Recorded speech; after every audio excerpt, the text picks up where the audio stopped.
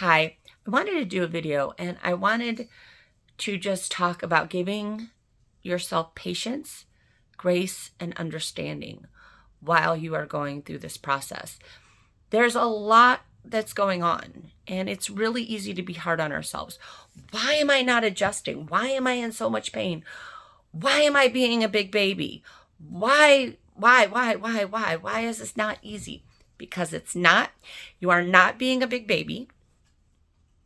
Everything that you are going through is what everybody goes through. You're not alone. You're not the only one. And you need to give yourself patience, grace, and understanding. It's extremely important. It is going to hurt when you have your teeth extracted. I see so many times over and over again, why does it hurt so much? Why does it hurt so much?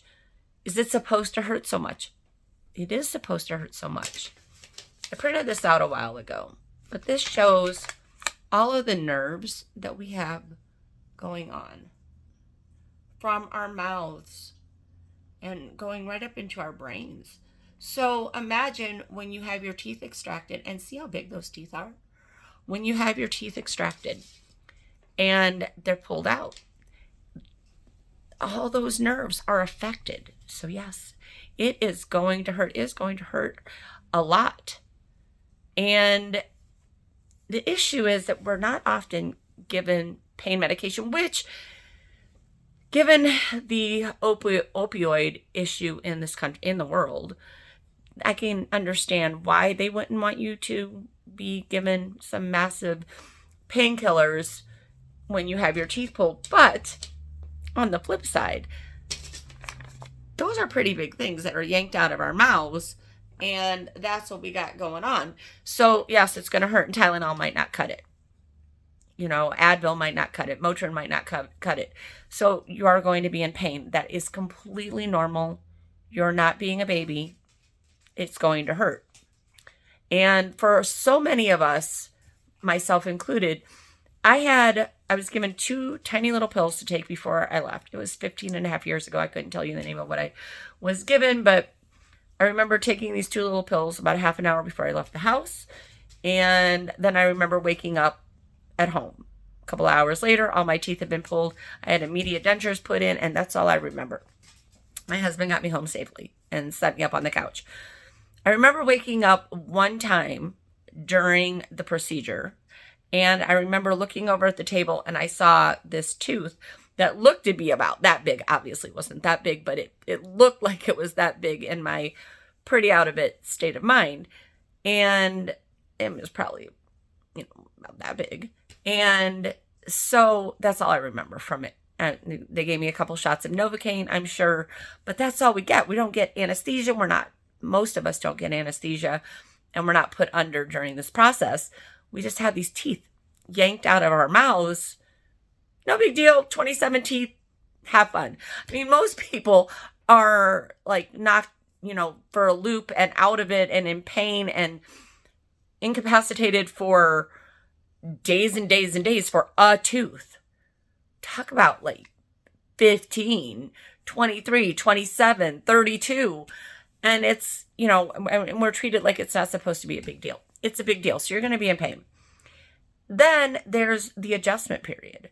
If you get immediate dentures, also known as temporary or healing dentures, these dentures are put right on as soon as your teeth are pulled. I know that probably sounds like, holy crap, that would really hurt. It acts like a bandage. It compresses those gums so that it helps minimize swelling. That's why when you take them out, however long after your dentist tells you, 24, 48, 72 hours, when you take them out, your gums swell up because they were compressed. And then when you take that bandage, in essence, off, you end up with your gums swelling up. And then you have to try to put that denture back on. Ice. Just chew some ice. Now, well, not chew some ice. Set ice in your mouth and let that ice help with the swelling. Obviously, you can't chew it because you just have gums, but let the ice just do its job. Just take some ice chips and that will help with the swelling. But you need to do that. But when you take those immediates out, yes, there's going to be swelling, completely normal. If you don't get healing dentures, if you're going to be without dentures for a couple of days, well, usually it's a couple of weeks till the swelling goes down, or it might be a couple of months, it might be 6 months, it might be 12 months.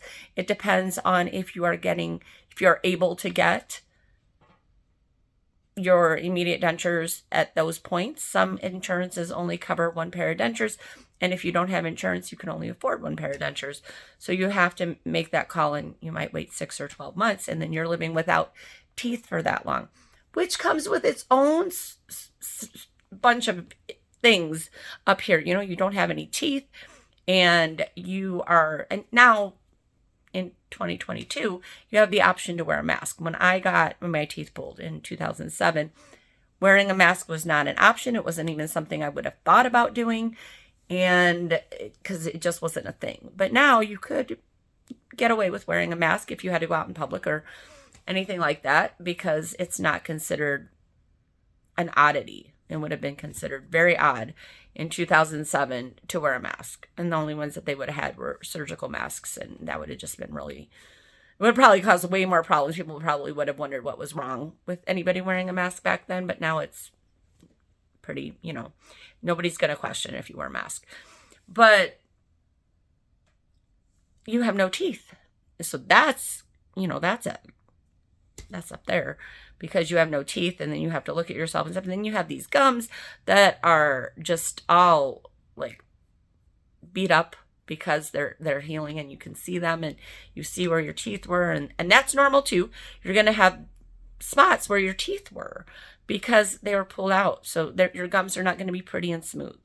They're going to have the spots where your teeth were. And then you get past all that stuff, and then you got to start trying to eat.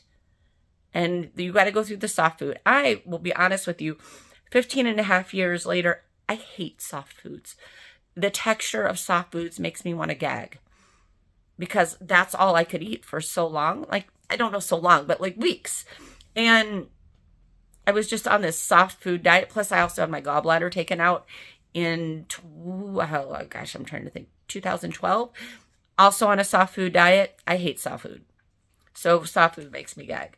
But you have to learn how to chew with your dentures or with your gums. So if you're chewing with your gums, and I have eaten a couple of times. I didn't for a long time, 15 and a half years, didn't eat without my dentures in. But I have, only because I wanted to be able to talk about it in videos. So I have eaten without my dentures in, so that I could talk about it in videos.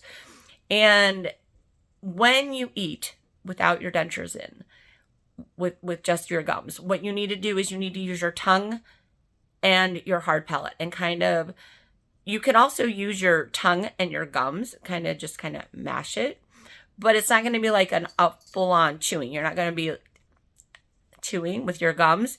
It's going to be a combination of using your tongue to kind of smash what you're eating on your gums or on your hard palate. But you're not really going to like do a chew like you would if you use your teeth. I can, with some things, do that, but you master it. There is a gentleman named Bill who has a channel. I want to say it's Dentures versus Food. I'll put a link to his channel down below so that you can check it out. But he has great tips for eating without dentures. And so it's very beneficial. So I'll put a link to that down below. And then, so if you don't have teeth, you have to learn how to chew with just your gums and how to eat like that. And then if you do have immediate dentures, or even when you get your perms later on, after you've been used to eating without your teeth for months or up to a year, or some people even longer than a year, you have to get used to eating with dentures. That's going to take time too, because you have to learn how to chew your food without rocking your dentures. The way to do that is to make sure that you have food on both sides of your mouth. So you want to chew evenly on both sides. That takes a little bit of practice, because you're not used to, a lot of people are used to only chewing on one side. You have to learn how to chew on both sides. You also have to learn how to judge when your food is chewed. You use your tongue for that. So you have to learn how to feel your food with your tongue and judge if your food is chewed. And that's very important, because if you don't do that, you could end up choking because you might swallow something and not realize it's as big as it is. So you do have to learn how to use your tongue to judge if your food is chewed. Also, there's tasting your food. And that's a little tricky because your hard palate's covered, your gums are covered, and those are places that, we taste our food. I will tell you, in relationship to everything going on your palate, your hard palate actually has the least amount of taste buds. The soft palate and the juncture in between the hard and the soft palate are where the majority, actually that juncture is where the majority of your palate taste buds are. And then the soft palate has more taste buds than the hard palate. We also have taste buds on our cheeks.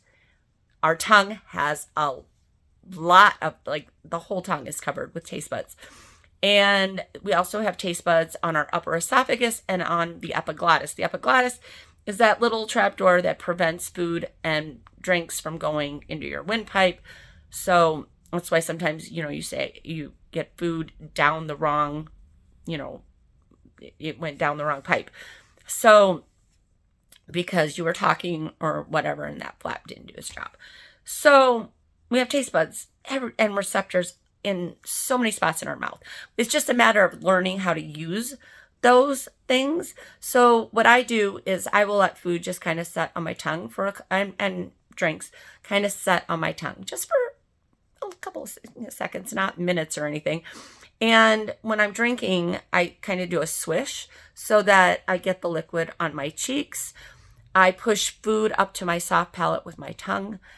And also saliva. I'll kind of work up the saliva and just kind of let it set at the back of my throat on that epiglottis. And so there are ways to taste your food, but you just kind of have to pick up all these little tricks to do it.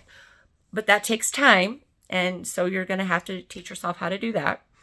And so those are the things that come with eating. It's a process. It's a journey. It is not easy. You don't just pop these things in and go. And so don't expect to do that. If you aren't just popping them in and going, know that that's completely normal. There's nothing wrong with you. You're not being a baby. There's nothing wrong with you. That's how it is for every single person who gets dentures, because you have to learn prosthetics. And that's the important thing to remember. These are prosthetic teeth. Society minimizes it. Oh, they're just dentures. Oh, you just had your teeth pulled.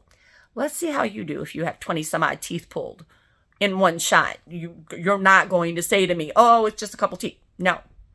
You get one wisdom tooth pulled and you're a big old baby.